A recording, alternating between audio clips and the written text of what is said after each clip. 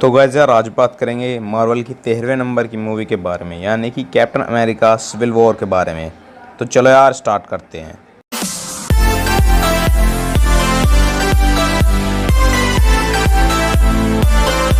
अब guys movie की starting में हमें दिखाया जाता है 1991 का सीन, जब साइबेरिया में हाइड्रा का एक बेस बच जाता है। उस बेस के अंदर हमें दिखाया जाता है बकी बार्नस यानी कि विंटर सोल्जर, और वो हाइड्रा के लोगों के कब्जे में होता है। क्योंकि जैसा कि हमने पिछली मूवी में देखा था, captain America the first Avenger में बकी ट्रेन से नीचे गिर जाता है। सब लोग सोचते हैं कि वो मर गया है, पर वो मरता नहीं है। उसे हाइड्रा के लोग आकर बचा लेते हैं और उसे आर्निम जोला एक मैकेनिज्म का हाथ लगा देते हैं, जिससे कि वो फिर से ठीक हो जाता है और अब वो हाइड्रा के लिए काम करता था, क्योंकि उन्होंने उसकी पुरानी मेमोरी को इरेज कर दिया था और अब वो हाइड्रा वालों के लिए काम करता था। अब गाइस मेन सीन में हमें दिखाया जाता है कि हाइड्रा का एक आदमी आता है जो कि एक किताब में से कुछ वर्ड्स बोलता है, जिसे सुनकर विंटर सोल्जर उसके वश में हो जाता है और फिर वो उससे कहता है कि तुम्हें एक मिशन पूरा करना होगा, और फिर वो उसे मिशन पर भेजता है। उसके बाद बकी बार्न्स जाता है उस मिशन पर और वो उस कार का एक्सीडेंट करा देता है और अब वो उनसे सुपर सोल्जर सीरम छीनने के लिए जाता है। अब उनकी कार का एक्सीडेंट हो जाता है, पर वो अभी भी जिंदा होते हैं। फिर उन्हें विंटर सोल्जर मार देता है। वो टोनी स्टार्क के माता पिता होते हैं और गाइस बकी अपने मिशन को पूरा कर वहाँ से उस सुपर सोल्जर सीरम को लेकर वहाँ से चला जाता है। अब दूसरी तरफ हमें दिखाया जाता है प्रेजेंट डे का सीन, और फिर हमें दिखाए जाते हैं वांडा, कैप्टन, नताशा और सैम, और वो लेगोस में होते हैं और वो वहाँ पर एक सीक्रेट मिशन पर आए होते हैं। और गाइस वो लोग वहाँ पर जाते हैं एजेंट रोमेलो को रोकने के लिए, क्योंकि वो वहाँ पर हाइड्रा के लिए काम कर रहा होता है और वो वहाँ से कुछ बायो वेपन्स चुराने वाला होता है। अब गाइस एजेंट रोमेलो के लोग दूसरी तरफ भाग जाते हैं उस बायो वेपन को चुराकर, पर वहाँ पर नताशा और सैम पहुँच जाते हैं और उनसे उसे बायो वेपन को छीन लेते हैं। और हमें दिखाया जाता है कि कैप्टन अमेरिका और एजेंट रोमेलो की लड़ाई शुरू हो जाती है, और फिर एजेंट रोमेलो एक चाल चलता है और वो अपने आप को ब्लास्ट करने की कोशिश करता है, जिससे कि वो कैप्टन अमेरिका को भी मार सके, और वो वहाँ पर एक बम ब्लास्ट कर देता है जो कि उसकी बॉडी में लगा होता है। पर तभी वहाँ पर वांडा आ जाती है और उस बम की सारी एनर्जी को एक जगह पर ही कंट्रोल करके रखती है और उसे फटने नहीं देती है। फिर वो कैप्टन अमेरिका को बचाती है और उस एजेंट रोमेलो को हवा में ऊपर ले जाती है। पर जब वो ऊपर ले जाती है तो वो एक बिल्डिंग के पास जाकर फट जाता है और उस बिल्डिंग में जितने भी लोग होते हैं वहाँ पर सब मर जाते हैं।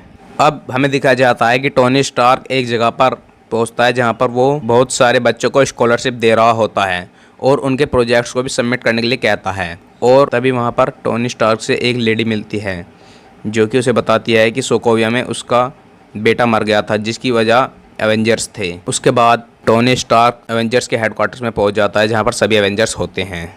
अब गाइस दूसरी तरफ हमें दिखा जाता है कि थंडर रोज उन सब एवेंजर्स से मीटिंग कर रहे होते हैं, क्योंकि एवेंजर्स ने बहुत जगह पर तबाही मचाई थी, इसलिए वो उन्हें बताते हैं कि यूएन यानी कि यूनाइटेड नेशंस ने भी फैसला किया है कि एवेंजर्स अब उनकी मर्जी से काम करेंगे। और वो उन्हें एक समझौता दिखाता है जिस पर 117 देशों ने साइन किया होता है, और वो उन सब एवेंजर्स से कहता है कि तुम लोग भी इस पर साइन कर दो, और अब से एवेंजर्स यूएन के कंट्रोल में होंगे और जब सरकार कहेगी तभी एवेंजर्स को बुलाया जाएगा। अब इस समझौते को सुनकर टोनी स्टार्क उसके लिए हाँ कर देता है और उस पर साइन करने के लिए तैयार हो जाता है, पर स्टीव रोजर्स उस पर साइन करने के लिए मना कर देता है, क्योंकि वो जानता था कि सरकार को अपने ऊपर कब्जा करने देगा तो फिर वो अपनी मर्जी से किसी को भी बचा नहीं पाएंगे। अब आधे एवेंजर्स उस पर समझौता करने के लिए तैयार हो जाते हैं और आधे एवेंजर्स कैप्टन अमेरिका के साथ होते हैं और वो उस पर साइन करने से मना कर देते हैं। अब वो सब बैठकर वहाँ पर बातें कर रहे होते हैं, तभी स्टीव रोजर्स के पास एक मैसेज आता है जिसमें उसे पता चलता है कि पैगी कार्टर की मौत हो गई है, और वो उसके पास उसके फ्यूनरल में जाता है जहाँ पर उसकी मुलाकात शैरन कार्टर से होती है जो कि शील्ड की एक एजेंट भी होती है। वियना में हमें दिखाए जाते हैं किंग टिचाका, जो कि वहाँ पर यूएन अकॉर्ड्स की मीटिंग रख रहे होते हैं ताकि वो सभी एवेंजर्स से बात कर सकें। किंग टिचाका वकांडा के महाराज होते हैं और उनके साथ साथ वहाँ पर उनका बेटा भी होता है जिसका नाम टिचाला होता है। और वो मीटिंग स्टार्ट हो जाती है। उस मीटिंग के दौरान वहाँ पर एक बॉम्ब ब्लास्ट हो जाता है जिसमें बहुत बड़ा धमाका होता है और किंग टचाका की मौत हो जाती है, और जो इस बॉम्ब ब्लास्ट को करता है वो वहाँ से भाग जाता है, पर वहाँ पर ऐसा दिखा दिया जाता है कि वो बॉम्ब ब्लास्ट विंटर सोल्जर ने किया है। इस बात को देखकर टिचाला सोचता है कि उसके पिता का कातिल विंटर सोल्जर है, इसलिए वो उसके पीछे पड़ जाता है और उसे ढूंढने की कोशिश करता है। अब इस हादसे के बाद वहाँ पर कैप्टन अमेरिका और सैम दोनों रूप बदलकर वहाँ पर पहुँच जाते हैं ताकि उन्हें कोई पहचान न सके। और फिर उनके पास वहाँ पर शैरन कार्टर आती है और वो उन्हें बताती है कि विंटर सोल्जर के पीछे पूरी यूएस आर्मी लग चुकी है जो कि उसे पकड़ना चाहती है। पर स्टीव रोजर्स को ऐसा लगता था कि विंटर सोल्जर ने कुछ भी नहीं किया है, क्योंकि वो जानता था कि वो उसका दोस्त था और वो ऐसा नहीं कर सकता था। अब हमें दूसरी तरफ दिखाया जाता है बुकारेस्ट का सीन, जहाँ पर विंटर सोल्जर यानी कि बकी बार्नेस होता है और वो अपने घर में होता है। और जब वो अपने घर में आता है तो उसके घर में वो पहले से स्टीव रोजर्स को पाता है और फिर यूएस आर्मी को भी पता चल जाता है कि वो बुकारेस्ट में है, इसलिए वो उसे पकड़ने के लिए वहां पर आ जाते हैं। अब वो उसके घर पर अटैक करने लगते हैं। तभी वहां से कैप्टन अमेरिका यानी कि स्टीव रोजर्स और विंटर सोल्जर यानी कि बकी बार्नेस वहां से भागने लगते हैं। पर तभी वहां पर ब्लैक पैंथर यानी कि टिचाला भी आ जाता है, जो कि पिता का बदला लेने वहां पर आया था और वो भी उसे पकड़ने की कोशिश करता है। अब वो सब भाग रहे होते हैं और विंटर सोल्जर का पीछा कर रहे होते हैं। विंटर सोल्जर भी भाग रहा होता है। अब गाइस उन सबको वहां पर शील्ड के एजेंट्स पकड़ लेते हैं और उनके साथ साथ वहां पर रोडी भी आता है, जो कि उन्हें गिरफ्तार कर लेता है और वापस ले जाता है। अब वहां पर जाने के बाद दो विंटर सोल्जर को जेल में बंद कर देते हैं और कैप्टन अमेरिका और सैम को टोनी स्टार्क के पास ले जाते हैं, जो कि अपने कैबिन में बैठा होता है। अब इस मूवी का मेन विलन दिखाया जाता है, जो कि होता है जीमो। अब जीमो एवेंजर्स से बदला लेना चाहता था और वो उन्हें तोड़ना चाहता था और वो कई सालों से विंटर सोल्जर के ऊपर रिसर्च कर रहा था, जिससे उसे 16 दिसंबर की रिपोर्ट चाहिए थी और उसे वो किताब भी मिल गई थी जिससे विंटर सोल्जर्स के बस में हो जाए। जीमो एक साइकाइट्रिस्ट बनकर जाता है शील्ड के हेडक्वार्टर्स में, जहां पर बकी बार्नेस यानी कि विंटर सोल्जर को कैद किया होता है, क्योंकि उसके पास वो बुक आ गई थी जिसमें वो वर्ड्स थे जिन्हें सुनकर विंटर सोल्जर उसके काबू में हो जाता है। अब जीमो धोखे से अंदर चला जाता है और वो वहाँ पर साइकाइट्रिस्ट बनकर जाता है। अब वहाँ की लाइट चली जाती है और इतनी देर में ही जीमो उन वर्ड्स को पढ़कर विंटर सोल्जर को भड़का देता है, जिसके बाद वो वहाँ से निकल जाता है और भागने लगता है। अब दूसरी तरफ कैबिन में टोनी स्टार्क कैप्टन अमेरिका को मना रहा होता है ताकि वो उस समझौते पर साइन कर दे और टोनी उसे साइन करने के लिए कहता है और उसे अपने पिता की पेन देता है। पर कैप्टन अमेरिका उस बात के लिए नहीं मानता है और वो वहाँ से चला जाता है। अब जब विंटर सोल्जर यानी कि बकी वहाँ से भाग रहा होता है तो उसे आयरन मैन रोकने के लिए वहाँ पर आता है, पर उसके पास उसका सूट नहीं होता है, क्योंकि वो अपना सूट अपने साथ नहीं लाया था। और उसके बाद ब्लैक विडो यानी कि नताशा और शारन कार्टर भी उसे रोकने की कोशिश करती हैं, पर वो उन्हें भी मारकर वहाँ से चला जाता है। तभी वहाँ पर टिचाला आ जाता है, जो कि उसे थोड़ी देर वहाँ पर रोक के रखता है, पर वो उसे भी मारकर उसे धोखा देकर वहाँ से चला जाता है। अब वो बिल्डिंग के टॉप पर जाता है और एक हेलीकॉप्टर लेकर वहाँ से उड़ने ही वाला होता है कि तभी वहाँ पर स्टीव रोजर्स यानी कैप्टन अमेरिका पहुँच जाते हैं और वो उस हेलीकॉप्टर को पकड़ लेते हैं और उड़ने नहीं देते हैं। अब वो हेलीकॉप्टर क्रैश हो जाता है और वो दोनों पानी में गिर जाते हैं। अब कैप्टन अमेरिका विंटर सोल्जर यानी कि बकी बार्नेस को उस पानी में से निकाल कर एक खुफिया जगह पर ले जाता है, जहाँ पर वो और सैम विल्सन और बकी बार्नेस होते हैं और वो उससे पूछते हैं कि जीमो ने तुमसे क्या पूछा था। तो वो उन्हें बताता है कि वो मुझसे 1991 की रिपोर्ट मांग रहा था और वो बताता है कि जीमो को मुझसे साइबेरिया के हाइड्रा के बेस का पता चाहिए था, ताकि वो वहाँ पर पहुँचकर उन विंटर सोल्जर्स से मिल सके जो हाइड्रा ने मेरे अलावा बनाए थे। अब कैप्टन अमेरिका यानी कि स्टीव रॉजर्स समझ जाते हैं कि जीमो के हाथ वो किताब लग गई है जिसमें वो वर्ड्स लिखे हैं जिन्हें सुनकर सारे विंटर सोल्जर्स बेकाबू हो जाते हैं। और वो जानता था कि अगर उसने ऐसा किया तो दुनिया पर बहुत बड़ी मुसीबत आ सकती है, इसीलिए वो उसे रोकने के लिए जाना चाहता था और वो अपनी एक टीम तैयार करता है जिसमें वो बदल देता है होकाई, वांडा, एंटमैन यानी कि स्कॉट लैंग और सैम विल्सन और विंटर सोल्जर यानी कि बकी बार्नेस की। अब वांडा विज़न के साथ टोनी स्टार्क के हेडक्वार्टर्स में होती हैं, जहाँ पर विज़न उसकी निगरानी कर रहा होता है।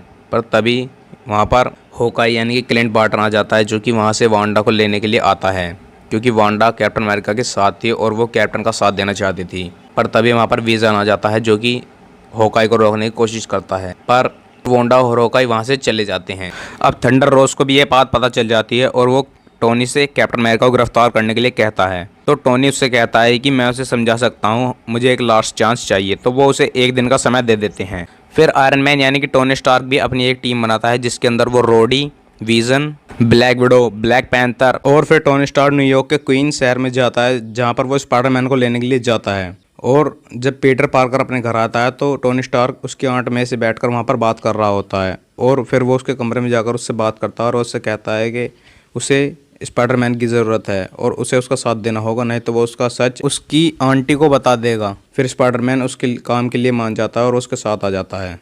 टोनी स्टार्क और उसकी टीम भी एयरपोर्ट पर ही पहुंच जाती है। अब आता है इस मूवी का मेन सीन, जब कैप्टन अमेरिका की टीम और टोनी स्टार्क यानी कि आयरन मैन की टीम आपस में लड़ने लगते हैं। अब आंटमैन बहुत बड़ा हो जाता है और वो उन सबको रोकने लगता है। दूसरी तरफ स्पाइडरमैन बकी और सैम को रोक रहा होता है और उनके साथ लड़ रहा होता है। और फिर दूसरी तरफ कैप्टन अमेरिका और स्पाइडरमैन फाइट होती है और फिर कैप्टन अमेरिका स्पाइडरमैन को फंसाकर वहां से निकल जाते हैं। अब उसी बीच बकी और स्टीव वहां से एक प्लेन उठा लेते हैं और वहां से भागने वाले होते हैं, पर तभी वहां पर ब्लैक पैंथर आ जाता है। पर ब्लैक विडो यानी कि नताशा रोमानोव समझ जाती है कि स्टीव सही काम कर रहा है और वो उन्हें जाने में उनकी मदद करती है और वो ब्लैक पैंथर को रोकती है ताकि वो वहां से निकल जाएं। अब वो प्लेन लेकर उड़ जाते हैं और सैम भी उनके पीछे पीछे चला जाता है, जो कि अपने फैल्कन के सूट में होता है। पर तभी रोडी उसका पीछा करने के लिए जाता है और वो विजन से कहता है सैम के सूट को ख़राब कर दे ताकि सैम नीचे गिर जाए। पर जब विजन निशाना लगाता है तो उसके सामने रोडी आ जाता है और रोडी का सूट बंद हो जाता है और वो बहुत ऊंचाई से नीचे गिर जाता है और अब रोडी बुरी तरह से घायल हो चुका था। पर कैप्टन अमेरिका की बागी टीम बच जाती है और टोनी स्टार्क उस टीम को गिरफ्तार करके जेल में डाल देता है। अब टोनी इस बारे में पता कर रहा होता है और उसे पुराने केसों में जिम का जिक्र मिल जाता है। अब टोनी स्टार्क उन सबसे मिलने वहाँ पर आता है जो कि जेल में बंद होते हैं और टोनी समझ जाता है कि स्टीव यानी कि कैप्टन अमेरिका सही काम कर रहा है और वो अपनी जगह पर ठीक है, इसलिए वो भी उसका साथ देना चाहता था क्योंकि वो समझ चुका था कि जीमो को रोकना बहुत ज़रूरी है। और वो उन सबसे स्टीव के बारे में पूछता है और वो जानना चाहता है कि स्टीव कहाँ पर गया है। वो लोग विश्वास करके उसे बता देते हैं कि स्टीव रॉजर्स कहाँ पर गया है। अब वो थंडर रोज से झूठ बोलकर वहाँ से निकल जाता है और स्टीव रॉजर्स के पास जाने के लिए चला जाता है। अब उसका पीछा करते करते ब्लैक पैंथर भी अपने शिप में उसके पीछे पीछे आ रहा होता है। टोनी स्टार्क अपना सूट पहन लेता है और वो साइबेरिया में पहुंच जाता है। अब जीमो वहां पर एक पुराना वीडियो चला देता है जिसमें कि विंटर सोल्जर टोनी स्टार्क के माँ बाप को मार रहा होता है और इस बात को देखकर टोनी स्टार्क को गुस्सा आ जाता है और उसका दिमाग ख़राब हो जाता है। अब वो विंटर सोल्जर के ऊपर गुस्सा हो जाता है और वो बकी को मारने लगता है, पर कैप्टन उसे रोकने की कोशिश करता है और वो कहता है कि जब तुम्हारे माता पिता की मौत हुई थी तो बकी बार्नेस अपने होश में नहीं था, वो हाइड्रा के कंट्रोल में था। पर आयरन मैन यानी कि टोनी स्टार्क कुछ भी नहीं सुनता है और वो फिर भी बकी को मारने लगता है।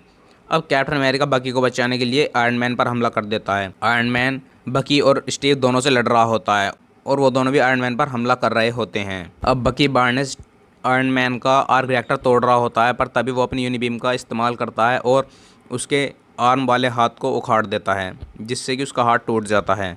अब स्टीव रॉजर्स और आयरन मैन में लड़ाई हो रही होती है, जिसके बाद स्टीव रॉजर्स आयरन मैन यानी कि टोनी स्टार्क का आर्क रिएक्टर तोड़ देते हैं, जिसके बाद उसका पूरा सूट ख़राब हो जाता है और फिर वो वहाँ से जा रहे होते हैं। तभी पीछे से आयरन मैन उससे कहता है कि ये शील्ड तुम्हारी नहीं है, तुम इसके हकदार नहीं हो, क्योंकि वो शील्ड उसे टोनी स्टार्क के बाप हावर्ड स्टार्क ने दी थी। तो स्टीव रॉजर्स उस शील्ड को वहीं पर फेंक देता है। कैप्टन अमेरिका बकी को लेकर वहाँ से चला जाता है और दूसरी तरफ हमें दिखाया जाता है कि जीमो खुश हो रहा होता है। वो चाहता था कि एवेंजर्स में लड़ाई हो जाए और वो अपने प्लान में कामयाब हो गया है। पर तभी जीमो अपने आप को मारने की कोशिश करता है, पर उसे ब्लैक पैंथर मरने नहीं देता है और उसे शील्ड की गिरफ्त में डाल देता है और वो पूरी ज़िंदगी के लिए अब जेल में था। दूसरी तरफ हमें दिखाया जाता है कि टोनी स्टार्क अपने दोस्त रोडी को चलने में मदद कर रहा होता है, क्योंकि रोडी बहुत ऊंचाई से नीचे गिरा होता है तो वो अभी रिकवर नहीं हुआ होता है, इसलिए वो उसकी मदद कर रहा होता है। पर तभी वहाँ पर पार्सल आता है जो कि टोनी स्टार्क के लिए होता है और वो पार्सल उसे कैप्टन अमेरिका यानी कि स्टीव रॉजर्स भेजता है, जिसके अंदर एक मोबाइल फ़ोन होता है जिसके अंदर स्टीव रॉजर्स का नया नंबर होता है और उसके अंदर एक लेटर भी होता है जिसे टोनी पढ़ता है और उस लेटर में लिखा होता है कि तुम्हें जब भी मेरी ज़रूरत होगी मैं मदद के लिए तैयार हूँगा। और अब हमें दिखाया जाता है कि कैप्टन अमेरिका ने अपने सभी साथियों को शील्ड की जेल से छुड़ा लिया है और वो उन्हें वहाँ से ले जाता है और वो बकी बार्नेस को वाकांडा ले जाता है और वो उसे पैराजेनिक स्लीप में डलवा देते हैं, जिससे अपने मेमोरी लॉस और बॉडी को फिर से रिकवर कर सकें। और फिर हमें इस मूवी के पोस्ट क्रेडिट सीन में दिखाया जाता है कि स्पाइडरमैन अपने घर में होता है और उसे चोट भी लगी होती है क्योंकि उसने कैप्टन अमेरिका के साथ लड़ाई की थी। अब उसकी आंट में उससे पूछती है कि तुम्हें किसने मारा है, तो वो उसे बताता है कि उसे स्टीव नाम के आदमी ने मारा है और फिर उसकी आंट में उसे दवाई देकर वहाँ से चली जाती है। और स्पाइडरमैन को अब नए वेब शूटर्स मिल गए थे जो कि उसे टोनी स्टार्क ने दिए थे और यहाँ पर ये मूवी ख़त्म हो जाती है। तो गाइज आपको अगर हमारी वीडियो अच्छी लगी हो तो चैनल को सब्सक्राइब कर लें, वीडियो को लाइक करें। मार्वल सीरीज़ की पिछली वीडियो देखने के लिए अभी हमारे चैनल के अंदर जाएँ और वो सभी वीडियो देख लें।